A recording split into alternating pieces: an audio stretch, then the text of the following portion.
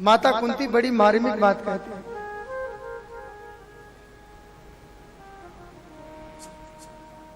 स्ने पास मिमम छिंदिम दृढ़म पांडुस वृषणिषु। पांडव वंश यानी हमारी पुत्रों में बड़ी आसक्ति है। वृषणी वंश मायके में,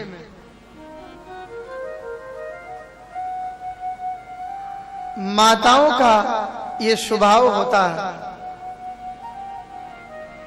ये आसक्ति होती है। वृद्धावस्था आ जाए लेकिन पुत्रों में आसक्ति बराबर रहती है, और मायके में भी बहुत आसक्ति रहती है। बोलो जय श्री कृष्ण। जय श्री कृष्ण। हाँ, माता कुंती कहती हैं प्रभु हमारे जीवन में 2 गांठें लगी हैं, अंतिम समय आए उसके पहले ये दोनों गांठें खुल जानी चाहिए, नहीं तो ये दोनों गांठें मृत्यु को बिगाड़ती हैं। आना जाना लगा रहता है जी। स्ने पास मिमम छिंदिम दृढ़म पांडुस वृषणिषु। ये बालकों में जो आसक्ति है इसकी गांठ खुल जाए, मायके में पियर में जो हमारी आसक्ति है वहां से हमारा चित्त हट जाए। ये 2 आसक्ति यदि दूर नहीं हुई तो हमारी मरण बिगड़ सकता है। बोलो जय श्री कृष्ण। जय श्री कृष्ण। माता कुंती बड़ी सावधान है और कहती है प्रभु मुझे क्या चाहिए। मैं जब अपने पियर गई मैंने देखा था, ओहो आपने उस दिन माखन चोरी की। मैया यशोदा संटी लेके डांट रही थी, आप थर थर कांप रहे थे। मैंने मन में विचार किया, ओहो देखो काल भी जिसके भय से भयभीत रहता है आज वो यशोदा की लकड़ी देख करके थर थर कांप रहा है। आंखों में जो काजल लगा होता वो कपोलों पे लगा लेते हैं, ऐसे लगता कि जगन्नाथ भगवान आ गए क्या। वाह प्रभु आपकी झांकी बड़ी दुर्लभ थी। प्रभु आज यदि आप मुझसे प्रसन्न हैं तो मुझे एक ही वरदान दो। क्या? विपदा संतु न सासु तत्र तत्र तत्र जगत गुरु भवतो दर्शनम यस्य अपुनर्भव दर्शनम। मुझे एक ही वरदान चाहिए कि मैं जहां पर भी रहूं सदैव विपदाओं से घिरी रहूं। बोलो जय श्री कृष्ण। जय श्री कृष्ण। विपत्ति के बादल हमारे जीवन रूपी आकाश पर निरंतर मंडराते रहे। भगवान हंसकर के बोले बुआ जी ये दुख भी कोई मांगने वाली चीज है। संसार का जो भी व्यक्ति आया उसने सुख मांगा, एक आप ऐसी हो जो दुख मांग रही हो। यदि आपके जीवन की तरफ आंख उठा करके देखें तो आपके जीवन में दुख के अलावा सुख था ही का। आज जब मांगने की बारी आई पुनः कुंती दुख मांगती है। बुआ जी ये दुख कोई मांगने वाली चीज है। कुंती कहती है प्रभु जीव को जब सुख आता है तो ये अपने स्वरूप को भूलता है, गाफिल हो जाता है ये चीज। बोलो जय श्री कृष्ण। जय श्री कृष्ण।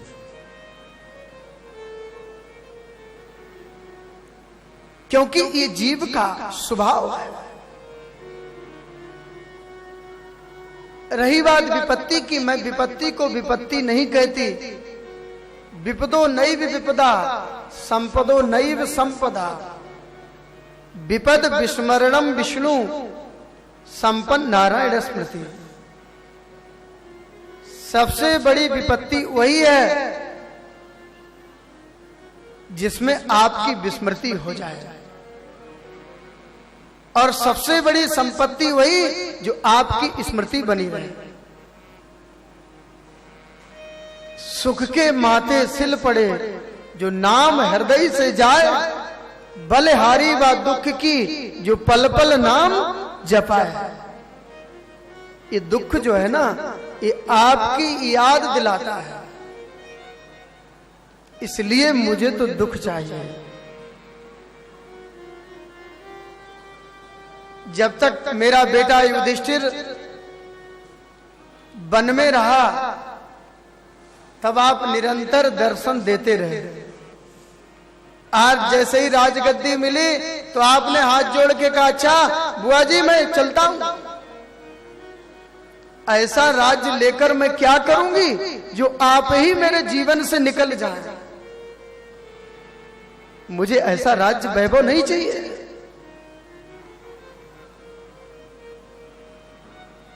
अब मुझे पता चला कि विपत्ति में ही आप साथ रहते हो, संपत्ति आने पर सुख में आप खिसक जाते हो। इसलिए मैं आज दुख ही मांगे लेती हूं। कुंती ने दुख नहीं मांगा, भगवान को ही मांग लिया, और मुझे कुछ नहीं चाहिए। देखो ना, जब जब दुख रहा आप आ रहे हैं। क्या द्वारकाधीश आ रहे हैं? हाँ द्वारकाधीश आ रहे हैं। क्या वो अकेले आ रहे?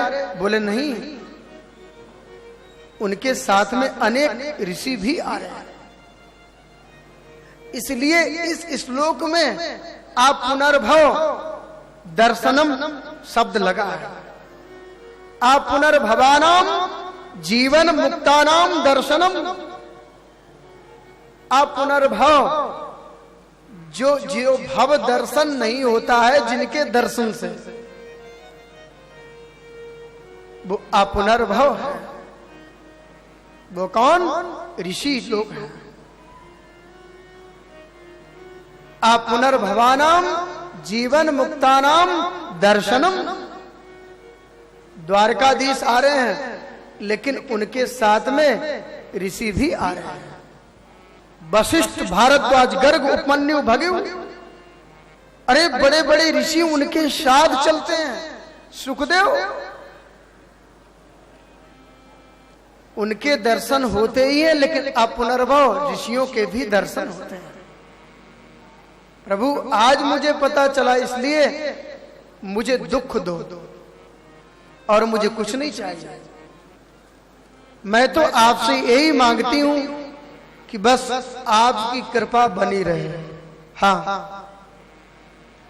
मांगा है मैं श्याम से वरदान एक ही, मांगा है मैंने श्याम से एक वरदान एक ही, मांगा है मैंने श्याम वरदान एक ही। तेरी कृपा बनी रहे, तेरी कृपा बनी रहे, जब तक है जिंदगी। मांगा है मैंने श्याम से वरदान एक ही, मांगा है मैंने श्याम से वरदान एक ही।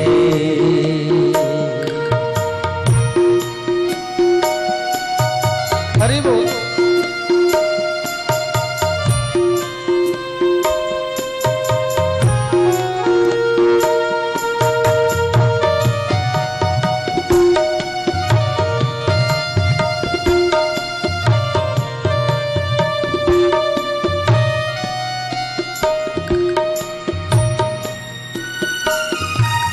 पर प्रभु का हाथ था वो पार हो गया। जिस पर प्रभु का हाथ था वो पार हो गया।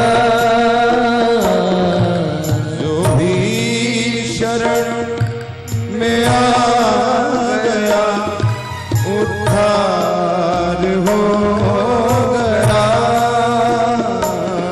तेरी शरण में आ गया उद्धार हो गया। जिसका भरोसा शाम पर, जिसका भरोसा शाम पर डूबा नहीं कभी। मांगा है मैंने श्याम से वरदान एक ही। हरि बोल।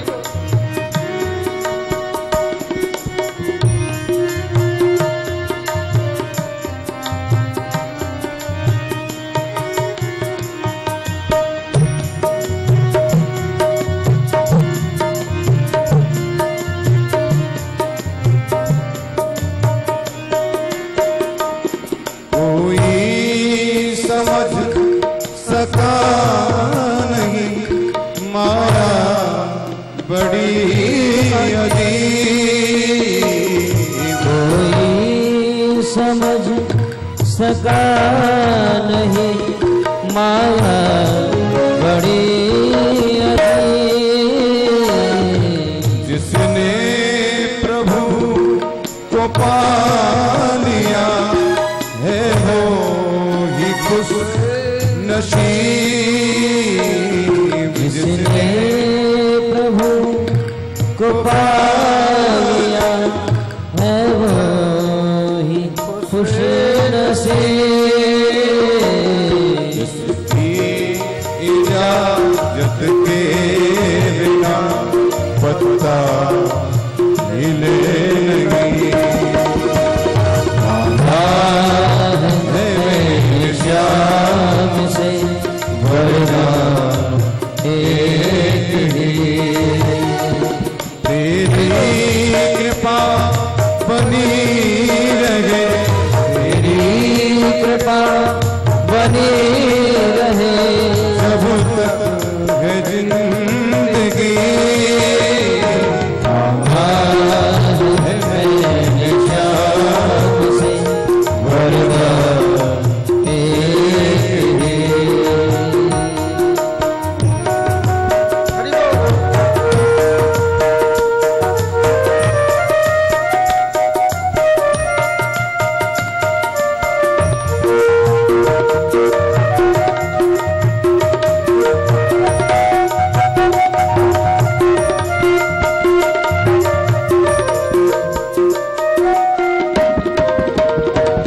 ऐसे दयालु शाम से रिश्ता बनाइए।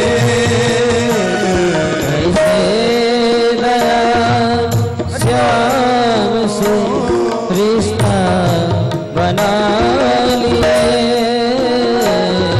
मिलता रहे आपको जो कुछ चाहिए। रहेगा आपको जो कुछ चाहिए। ऐसा करिश्मा होगा जो हुआ नहीं कभी। मांगा है मैंने श्याम से वरदान एक ही।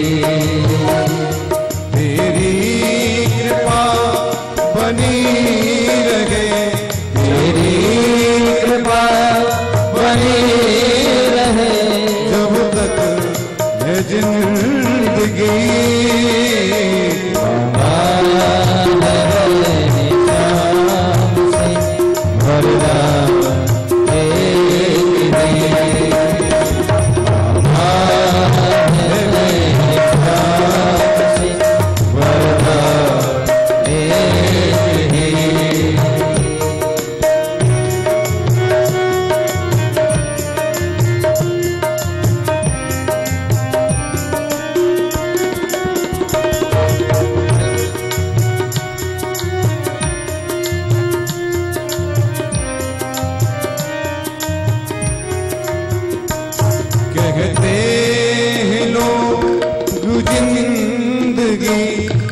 किस्मत की बात है। कहते हैं रोज ये जिंदगी किस्मत की बात है। किस्मत बना नबी मगर उसके ही हाथ है। किस्मत बना रे मगर बस तेरे हाथ है। कर ले यकीन अब तेरा ज्यादा समय नहीं। मांगा है मेरी शाम से वरदान एक ही। तेरी कृपा बनी रहे, तेरी कृपा बनी रहे जब तक है जिंदगी।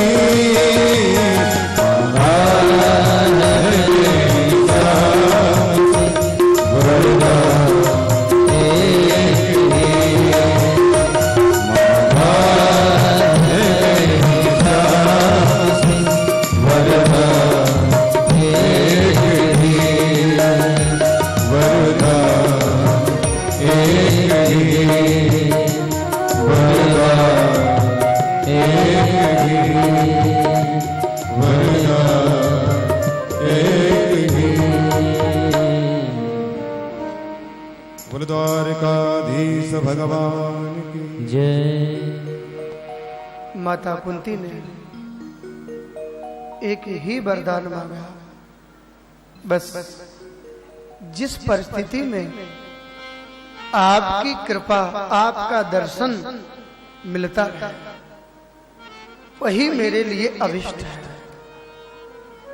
माता कुंती ने दिव्य स्तुति की। भगवान मुस्कुरा करके बोले, बुआ जी तो अब हम जाते ही नहीं हैं। द्वारकाधीश कुंती माता को लेकर के उनके कक्ष में चले गए। द्वारिका जाना स्थगित कर दिया, रुक गए। मानो कुंती ने भगवान को ही मांग लिया। हाँ ऋषियों, प्रातः प्रतिदिन की भांति युधिष्ठिर भगवान के दर्शन के लिए उनके कक्ष में गए। प्रतिदिन वो द्वारिकाधीश के कक्ष में जाते थे। आज युधिष्ठिर ने एक आश्चर्यमय दृश्य देखा कि भगवान द्वारिकाधीश आंख बंद किए बैठे हैं, आसन लगा है, झरझर करके अश्रु उनके नेत्रों से गिर रहे हैं। युधिष्ठिर टकटकी लगा के देख रहे थे, मन में विचार कर रहे थे, सारा जगत जिसकी याद करता है आज वो किसके ध्यान में मग्न है। ध्यान भंग हुआ। युधिष्ठिर ने हाथ जोड़ करके पूछा, प्रभु सारा जगत जिसकी याद करता है आज वो परमात्मा किसकी याद कर रहा था। आपके आंखों से झरझर करके आंसू भी निकल रहे। मुझे बताओ, क्या आपसे भी कोई अद्वितीय कोई सत्ता है? भगवान ने नेत्रों को पूछा। नेत्रों को फोक्स करके उंगलियों से और कहा, युधिष्ठिर तुम्हें मालूम है ये यथामाम प्रपद्यन्ते तांस तथैव भजाम्यहम्। जो मेरी याद करते हैं मैं भी उनकी याद करता हूं। जो भक्त मेरी याद करते हैं मैं उनकी याद के बिना क्या रह सकता हूं। युधिष्ठिर ने हाथ जोड़ के कहा, प्रभु आज आप किसके ध्यान में मग्न थे? द्वारकाधीश बोले, युधिष्ठिर तुम्हें मालूम है भरत वंश का सूर्य अस्त होने वाला है। भीष्म पितामह बाण की सैया पर लेटे हुए आज वो मेरा ध्यान कर रहे हैं। मैं भी भीष्म पितामह का ध्यान कर रहा था। आखिर बहुत बड़े महापुरुष हैं, इच्छा मृत्युधारी हैं, और भीष्म का जो ज्ञान है बड़ा अद्भुत ज्ञान है। युधिष्ठिर, हमें उनसे ज्ञान लेने में संकोच नहीं करना चाहिए और भीष्म पितामह के पास चलकर दर्शन करने चाहिए। 52-54 दिनों से भीष्म पितामह बाण की सैया पर हैं। एक एक बूंद करके रक्त निकल चुका है। बस मेरी प्रतीक्षा में ही तो जीवित है। सादेव देवो भगवान प्रतीक्षता, क्योंकि युधिष्ठिर का शोक दूर नहीं हो रहा था। भगवान ने विचार किया, जो उपदेश मैं दे रहा हूं युधिष्ठिर को, वही उपदेश कोई सफेद दाढ़ी वाला देना तो जल्दी बात गले उतर जाएगी। चलो चलो भीष्म पितामह जी से मिलाना चाहिए। बड़े हैं, आखिर वृद्ध हो गए, वयोवृद्ध हैं, सर्दी गर्मी बहुत देखी है। चलो आज द्वारकाधीश पांडवों को लेकर के कुरुक्षेत्र के मैदान में आते हैं, जहां भीष्म पितामह बाण की सैया पर लेटे हैं। नैष्ठिक ब्रह्मचारी हैं, जिनका ज्ञान शिखर के समान है। ऐसे भीष्म पितामह आज द्वारकाधीश की याद कर रहे हैं। भगवान पांडवों को लेकर के भीष्म पितामह के पास पहुंचे। भीष्म पितामह को प्रणाम किया। आज पांडवों को देख करके भीष्म पितामह के नेत्र सजल हो गए और बोले, पांडवों तुम बड़े धर्मात्मा हो, फिर भी तुम्हारे साथ बड़ा अन्याय हुआ। जहां धर्मराज युधिष्ठिर हो, जहां पर अखंड कोट ब्रह्मांड नायक परमात्मा श्री कृष्ण दूत हो, मंत्री हो, सलाहकार हो, उन पांडवों को भी विषम परिस्थितियों का सामना करना पड़े। युधिष्ठिर, भगवान की लीला बड़ी गोपनीय है। इनकी लीला को कोई समझ नहीं सकता है। कपिल, नारद और शंकर ही जानते हैं कि ये क्या लीला करते हैं। अर्जुन को देखा, प्रसन्न हो गए।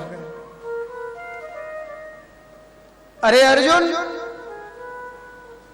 हाँ दादाजी, क्या तुम्हारा सारथी नहीं आया क्या? कन्हैया सामने आ गए। दादाजी मुझे याद किया है क्या? अच्छा तो तुम आए हो? हाँ हाँ मैं तो आऊंगा ही। तो फिर छुप कर क्यों खड़े हो, सामने आओ। सामने खड़े हो गए चेहरा लटका करके। भीष्म पितामह बोले, सुनो सुनो, ये लटका हुआ चेहरा देखने के लिए नहीं खड़ा कर रहा हूं। अरे मुस्कुरा करके देखो।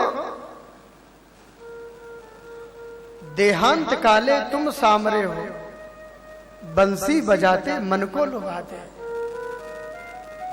यह गीत गाते तननाथ त्यागो, गोविंद दामो धर्माद वेदी।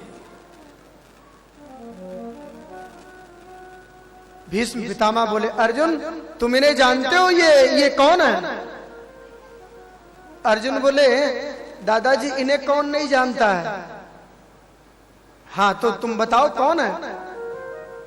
बोले मेरे मामा वसुदेव के बेटा वासुदेव श्री कृष्ण हैं। अरे वाह अर्जुन, कभी तो तुम इन्हें मामा का बेटा कहते हो और कभी तो तुम इनको दूत बना लेते हो और कभी सारथी बना लेते हो। याम मन से मातुलेयम प्रियम मित्रम सुहत्तमम अकरो सचिवम दूतम सौवदा दत्त सारथी।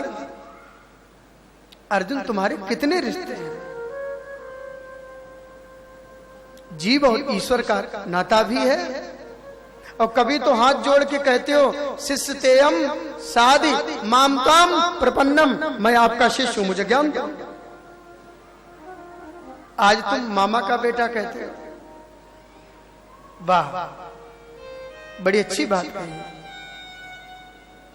वो परमात्मा ऐसा ही है। तोहे मोए नाते अनेक मानिए जो भावे। हम भगवान से जो भी रिश्ता रखेंगे पूरे रिश्ते को वो निभाता है। बोलो जय श्री कृष्ण। जय श्री कृष्ण। भाई गेट पर आप लोग खड़े ना हो, व्यवस्था जो संभाल रहे हैं उनसे कहो जो आए सीधे उन्हें कथा में बिठाओ। बोलो जय श्री कृष्ण। जय श्री कृष्ण। हाँ, डिस्टर्ब होता है, कथा बिगड़ती है। बोलो जय श्री कृष्ण। जय श्री कृष्ण। जो आए सीधा कथा में बैठे, वहां सामने कोई खड़ा ना हो। बोलो जय श्री कृष्ण। जय श्री कृष्ण। तोए मोए नाते अनेक मानिए जो भावे। अर्जुन तुम्हारे कितने रिश्ते हैं? संसार में कोई भी वस्तु, कोई भी व्यक्ति सबके लिए नहीं है और सदा के लिए नहीं है। कोई व्यक्ति किसी के लिए है और किसी के लिए नहीं है। हर वस्तु हर व्यक्ति के लिए नहीं हुआ करती है, लेकिन परमात्मा ही एक ऐसा है जो सदा के लिए है और सभी के लिए है। वो कभी भी साथ नहीं छोड़ता। हम इतने अभागे हैं कि उस दयालु की याद नहीं करते हैं। वो सब कुछ बनने के लिए तैयार है, हम बनाए तो सही। वो सेवक भी बनने को तैयार है। प्रभु को किंकर कर्म करने में भी उन्हें संकोच नहीं लगता है। कुछ किंग करोगा। हाँ, भक्तमाल में कथा आती है कि नामदेव जी त्रिलोक चंद जी महाराज एक बार त्रिलोक चंद जी अपने गुरु जी के पास गए और गुरु जी को प्रणाम किया। गुरुदेव, हम घर गृहस्थी वाले लोग हैं, हमारा कारोबार बहुत है, आप ऐसा आशीर्वाद दो कि घर बैठे ही भगवान के मुझे दर्शन हो जाए और मुझे कुछ नहीं चाहिए। गुरुजी ने आशीर्वाद दे दिया, सुनो, आज से तुम्हारे घर में जो भी संत कोई अतिथि आए उसकी भगवत भावना से सेवा करो, तुम्हें भगवान का दर्शन हो जाएगा। जाओ, मेरा आशीर्वाद है। दवा से ज्यादा ताकत दुआ में होती है। भगवत भावना से भगवान